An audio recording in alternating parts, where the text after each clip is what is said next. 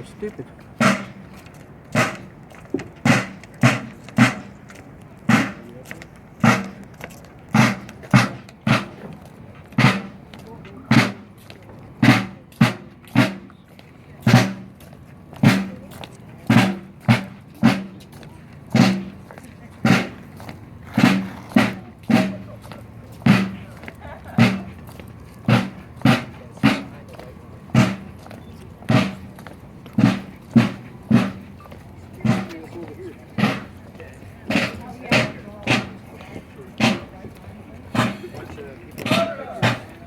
Get go on the wall. On the wall, okay?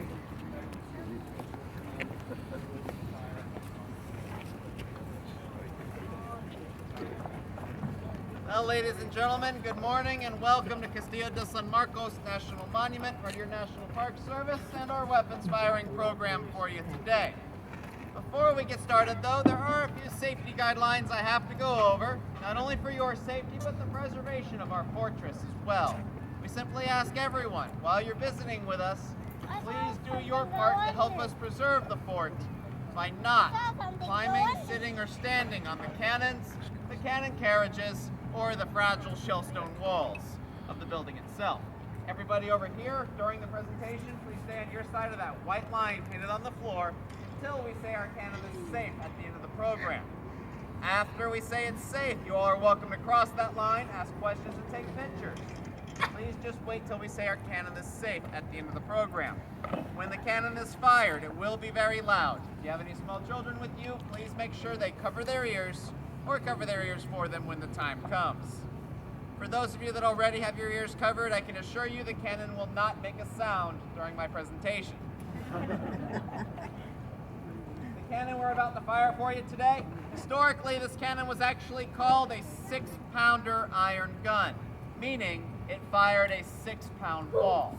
That ball was about the size of a baseball. It was made out of solid iron, so no, it did not blow up. This cannon was capable of launching that ball about as far away as you see our lighthouse, 1.5 miles away downrange. As you explore the fort, though, you'll find we have much larger guns here. On top of the fort, there's a collection of 16, 18, and 24-pounders. Down there at the seawall is a 32-pounder. Those cannons can throw their respected size shots anywhere from 2 to even 3 miles downrange. Could these soldiers hit their targets accurately at these 2 and 3 mile ranges? Not usually, but these weapons are capable of launching that far, and anyone attacking a fort would know the closer you get to this building, the more accurate these weapons become. So someone attacking a fortress, they would not send their soldiers running up to the walls. They would not try to climb up and over these walls. The safest way to attack a strong fort was to keep your distance, cut off supply lines, and try to make this place run out of food and water. While you're doing that, fire a few shots at the building and see if you can break the walls down.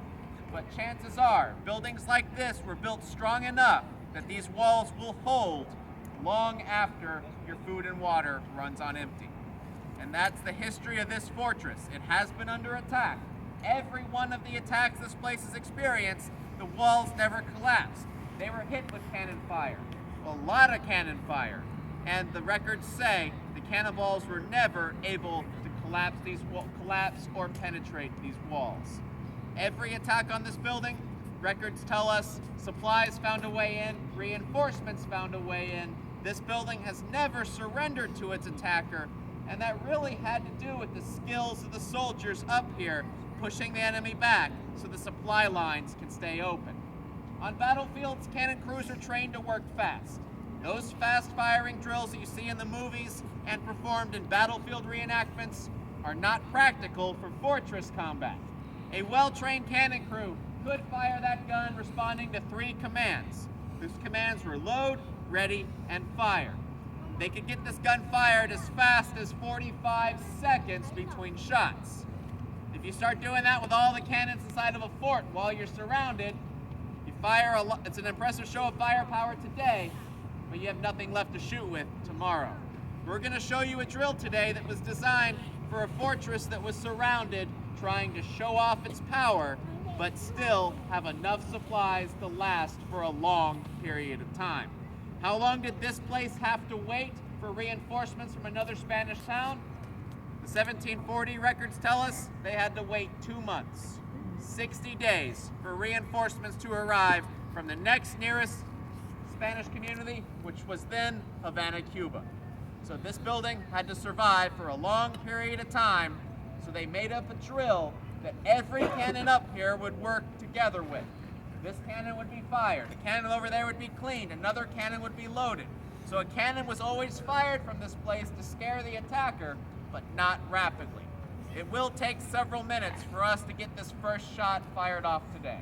But try to imagine hearing guns going off the entire time, preparing this weapon, firing the weapon, and later cleaning the weapon. When you hear the shot that this weapon produces, or the sound that comes out of this gun, remember that sound and think about hearing that same sound effect over and over again, and that is what this place actually experienced. Ladies and gentlemen, everyone you see dressed out today except for one individual, these are all volunteers. They are portraying the Spanish soldiers that lived and worked here in St. Augustine back in the 1700s. This program would not be possible if it wasn't for our volunteers, so please give them a hand for coming out today. Ladies and gentlemen, to keep with the theme, the drill will be spoken in Castilian Spanish, but we will say cover your ears in English when the time comes. I hope you all enjoy this presentation, and thank you all for visiting with us today.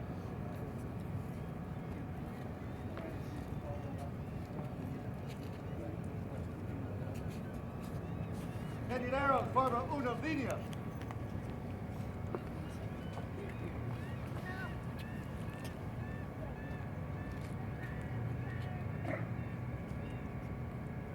Adelante, no que yo.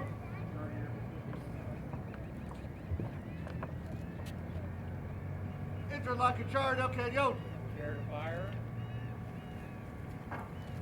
Bring up the ladle. Figueros que si está cargado. Insert the ladle. Turn like a charge. Fire the ladle. Enter la lanada y tap it off a goat.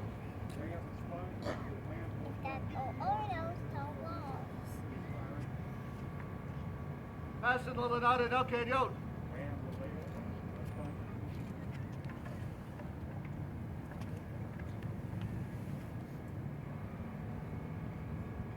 Return a su lugar. Fire the sponge. Approach to the atacador y pólvora. Now we're simulating the loading of a cannonball. We don't fire a cannonball.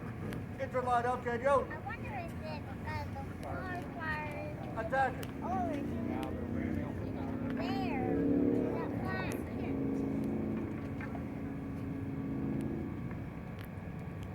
El atacador su lugar. Fire the ram.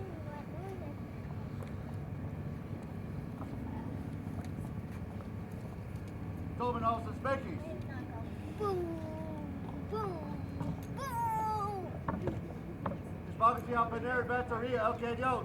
There we go. Cañón en batería.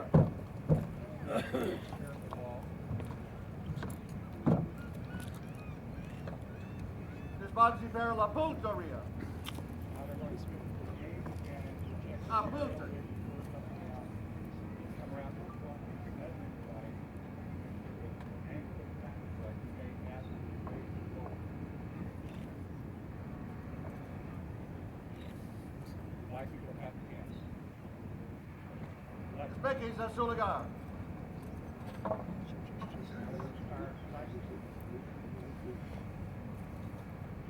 Saban y cuban alfa goat.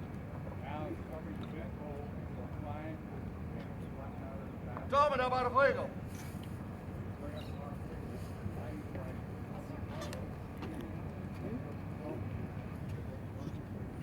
And blow the back.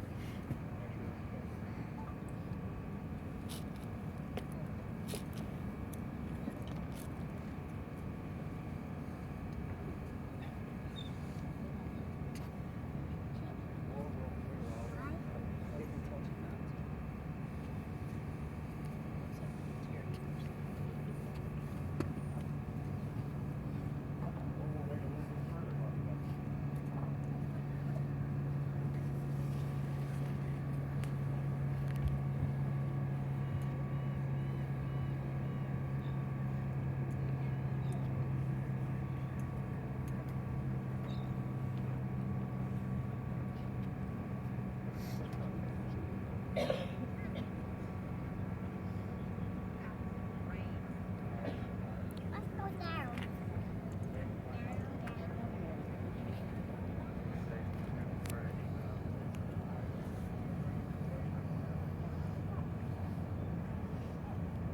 Okay. Cabato Fuego del Cañón. Move up and address the cannon. Alto y sopla la derecha. Cover your ears! Fuego, fire. Fuego. Fire. Over it for more. Cabato Fuego en su lugar. Todos los paraquines.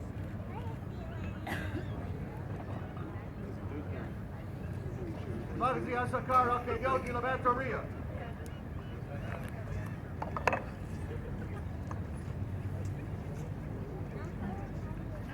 Quick flare de batería. Alto. Paraquines a su lugar.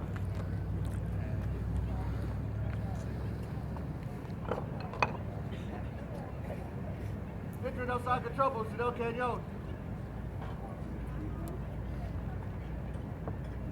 Pasa no saca trouble, si no cañón.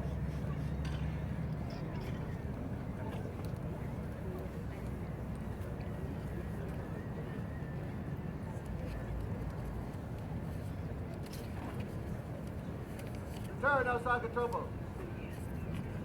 Victor Mulanada, he's sapping off a goat.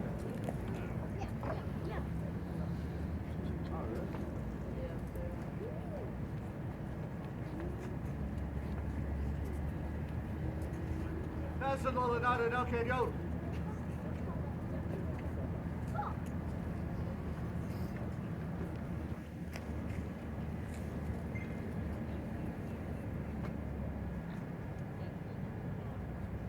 Return on Soliar.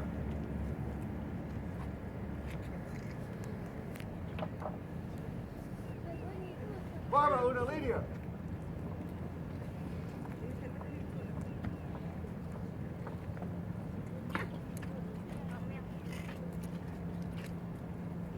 Gandhi, muy bien.